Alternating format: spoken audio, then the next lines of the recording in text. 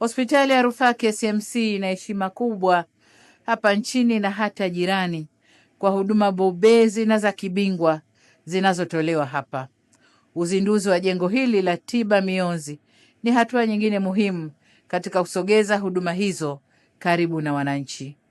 Na tumesikia hapa Baba Askofu Malasusa amesema inahudumia pia nchi jirani, wenzetu wanaotoka nchi jirani.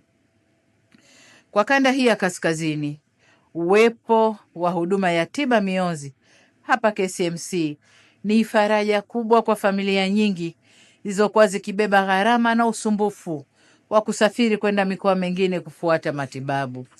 Na mikoa ambayo walikuwa wanakwenda ni Dar es Salaam, Ocean Road, labda na Bugando.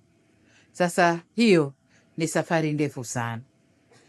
Huu ni mwelekeo wa serikali kupunguza umbali kati ya wananchi na huduma za kibingwa wanazostahili kuzipata.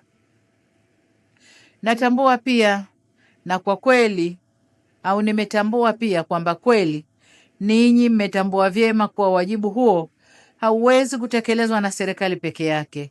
Kama tunavyosema, kidole kimoja hakivunji chawa. Hivyo chawa huyu wa KCMC hakuvunjwa na mtu mmoja. Tumevunja sisi serikali, wamevunja wadau wetu tuliowatunza hapa, na wote tumefanya jambo hili likamilike. Tumepanga kwa pamoja, kwa kuaminiana na kusimamia utekelezaji wa malengo yetu ili kufikia dhamira ya pamoja ya kulijenga taifa lenye ustawi.